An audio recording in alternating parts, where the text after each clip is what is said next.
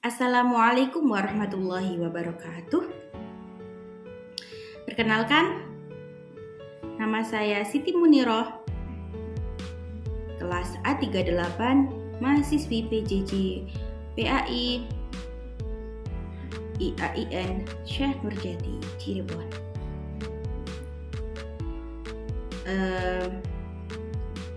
Di sini saya akan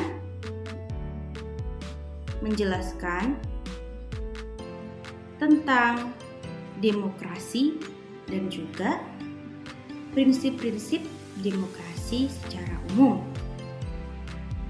Namun sebelum saya menjelaskan, kita Bapak Ibu semuanya bisa dilihat video berikut ini.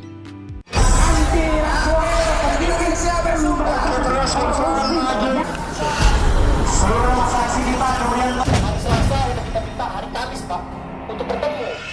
Satupun anggota dewan yang Kebebasan menyampaikan pendapat adalah pilar demokrasi yang harus terus kita jaga dan kita pertahankan. Jangan sampai ada yang meragukan komitmen saya mengenai ini. Semoga saja di umur Republik yang ke-71 ini, kehidupan demokrasi Indonesia semakin matang dan tentu saja rakyat pemilik kuasa sesungguhnya. Bagaimana Bapak Ibu videonya? Dari dua video yang saya tampilkan tadi, ada dua video yang berbeda. Yang mana yang demokrasi dan apa itu satunya? Jadi, video yang saya tampilkan pertama itu bukan demokrasi, tetapi demonstrasi. Ya, perlu digarisbawahi, video yang saya tampilkan pertama itu adalah demonstrasi, bukan demokrasi. Karena mungkin banyak juga beberapa yang masih belum begitu paham atau mengerti. Taunya kan kalau kita informasi dari media sosial, televisi, kita sering jumpai adanya demo. Mungkin bahasanya hanya seperti itu saja, demo, taunya demo. Tapi ketika ada kata demokrasi, demonstrasi, mungkin ada beberapa orang yang bingung. Sebenarnya yang gambar ini demonstrasi apa demokrasi, seperti itu. Jadi gambar video yang pertama tadi, video ini itu demonstrasi. Jadi bukan demokrasi. Nah, sekarang saya akan menjelaskan tentang demokrasi. Demokrasi seperti yang Bapak Ibu lihat di video kedua, itu adalah video demokrasi, contoh video demokrasi. Pengertian demokrasi kita bahas terlebih dahulu. Demokrasi ini berasal dari bahasa Yunani, yaitu demos dan kratos. Demos artinya rakyat dan kratos itu berarti pemerintahan, kekuasaan atau kedaulatan. Sehingga demokrasi menurut bahasa adalah suatu keadaan di mana dalam pelaksanaan setiap keputusan atau kebijakan yang diambil itu berdasarkan musyawarah untuk mufakat.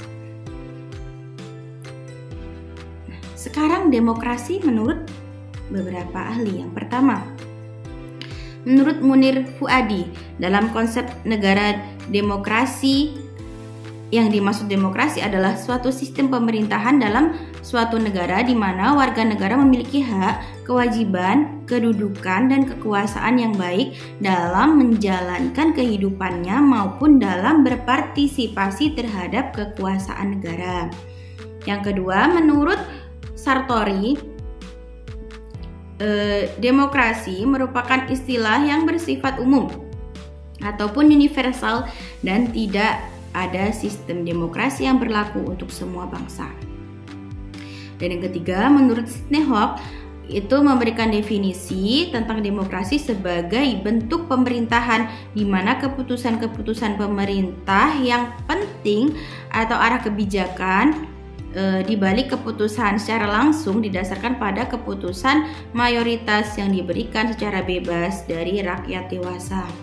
Dan menurut Gwendolyn M. Carter, John H. Hurst, dan Henry B. Mayo, demokrasi sebagai pemerintahan yang dicirikan oleh dan dijalankannya melalui prinsip-prinsip.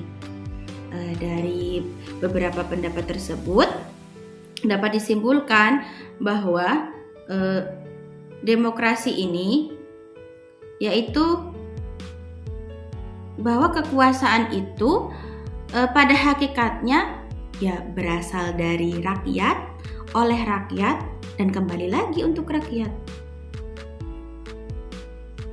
Nah, apakah negara kita sudah memakai sistem demokrasi? Iya. Jawabannya iya. Negara yang menganut sistem demokrasi yang mendapat kedudukan penting itu rakyat. Jadi ya enak rakyat sebenarnya. Di mana dalam pelaksanaannya demokrasi berdasarkan dua cara, yaitu secara langsung dan secara tidak langsung. Nah, seperti apa sistem secara langsung dan tidak langsung itu? Yang pertama, demokrasi langsung, yaitu rakyat diikutsertakan dalam menentukan kebijakan dan pengambilan keputusan.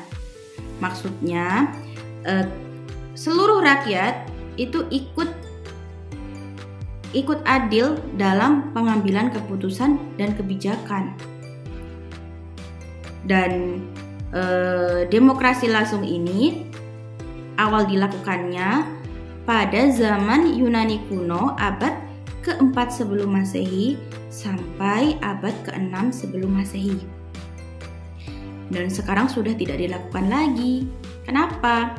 Karena bertambahnya penduduk, semakin banyak yang penduduk tidak dapat menampung seluruh masyarakat secara bersama-sama untuk musyawarah, untuk menghasilkan musyawarah mufakat. Jadinya hal ini sudah tidak dilakukan lagi karena juga setiap orang, setiap masyarakat itu belum tentu tahu tentang seluruh persoalan-persoalan yang ada di negara. Dan yang kedua, demokrasi tidak langsung, yaitu dilaksanakan melalui sistem perwakilan yang biasanya dilaksanakan dengan cara pemilihan umum. Jadi rakyat memiliki hak memilih wakil-wakil mereka sendiri untuk duduk dalam parlemen. Jadi seluruh aspirasi mereka itu dapat disampaikan melalui wakil-wakilnya mereka yang duduk di kursi parlemen seperti itu. Jadi kita juga sudah sering melihat dan juga melakukan pemilihan umum baik DPR maupun presiden seperti gambar ini. Dan selanjutnya kita akan membahas tentang prinsip-prinsip demokrasi secara umum.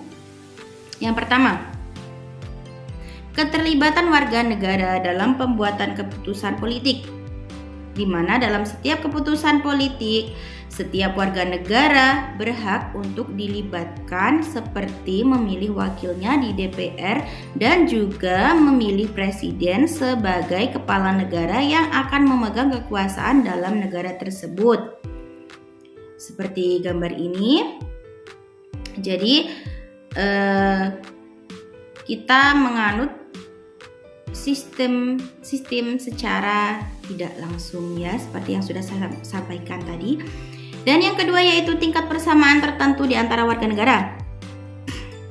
Setiap warga negara mempunyai hak yang sama untuk mengemukakan pendapatnya dan tidak boleh ada batasan membeda-bedakan hak antara warga negara. Jadi mau muda, mau tua, mau kaya, mau miskin, semuanya sama-sama memiliki hak, tidak ada yang beda. Kemudian yang ketiga, tingkat kebebasan atau kemerdekaan. Maksudnya setiap warga negara mempunyai hak dan kebebasan untuk mengemukakan pendapatnya dan bertindak sesuai keinginannya untuk memajukan sebuah negara demi kepentingan semua lapisan masyarakat tanpa ada batasan. Jadi yang dimaksud tingkat kebebasan atau kemerdekaan di sini bukan kebebasan semaunya sendiri, keinginannya sendiri, bukan seperti itu yang dimaksud di sini. Yang dimaksudkan di sini adalah keinginannya untuk memajukan sebuah negara. Jadi ada kepentingan seluruh lapisan masyarakat tanpa ada batasan, bukan kepentingan pribadi. Kemudian yang keempat, suatu sistem perwakilan. Adanya sebuah keterwakilan warga negara dalam pemerintahan baik eksekutif, legislatif maupun yudikatif. Sehingga setiap keputusan yang diambil berdasarkan keinginan warga negara dan kepentingan terbaik bagi pelaksanaan sebuah negara. Jadi setiap warga negara itu ada yang mewakili, baik dalam pemerintahan, baik itu eksekutif, legislatif maupun yudikatif. Dan yang terakhir, prinsip yang terakhir yaitu suatu sistem pemilihan kekuasaan mayoritas. Adanya pemilihan umum yang dilibatkan seluruh warga negara untuk mengambil keputusan di dalam negara sehingga rakyat mempunyai hak untuk membawa arah negara ini lebih baik lagi. Jadi adanya pemilihan umum sudah sering kita lakukan, warga negara kita sudah memakai sistem ini ya, sistem pemilihan kekuasaan mayoritas sudah kita lakukan. Jadi sistem demokrasi, prinsip-prinsip demokrasi secara umum ini harus ada dalam sebuah negara. Mungkin cukup sekian penjelasan dari saya. Kurang lebihnya mohon maaf. Wallahul muwaffiq ila aqwamit thoriq. Wassalamualaikum warahmatullahi wabarakatuh.